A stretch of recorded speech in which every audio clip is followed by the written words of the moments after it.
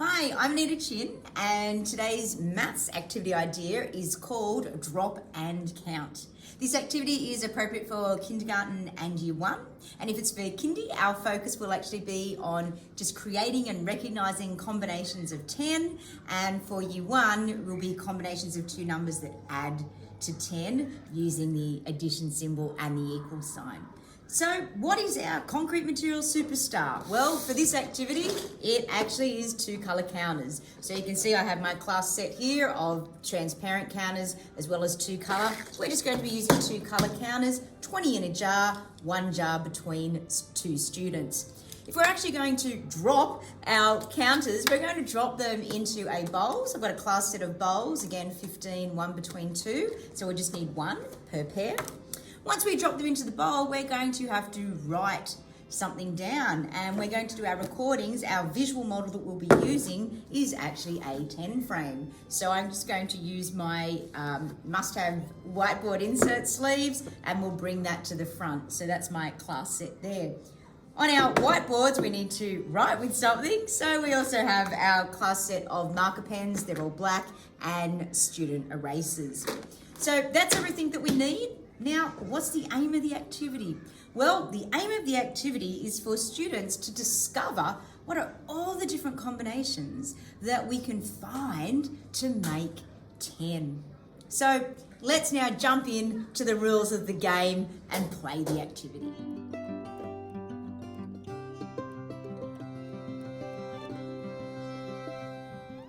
So now we have our students' workspace at their table. As you can see, I've set it up. The student on the left has their own marker pen and eraser. The student on the right has their own marker pen and eraser. It's a shared recording, so it's one whiteboard insert, sleeve, one bowl. We've got 10 counters still on the table, and I've got 10 counters in my hand. I have two counters out because let's now talk about the rules of the game or protocols.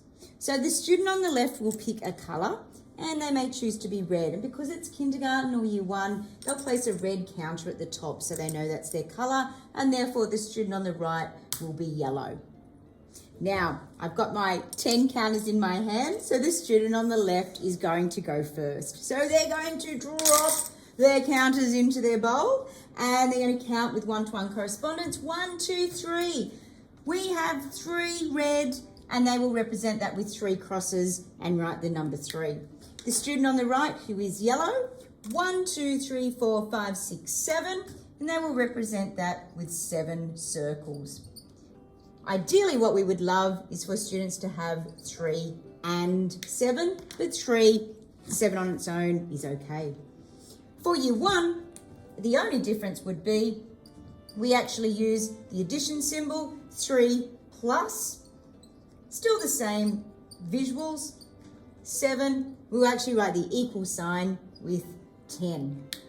Now, rather than just discovering these combinations to 10, we can take it one step further and value add to the activity and go, who's got the most? Which is the largest number? Students might look and they'll have a little conversation together and go, oh, there's more yellow than red. So they will underline the largest number.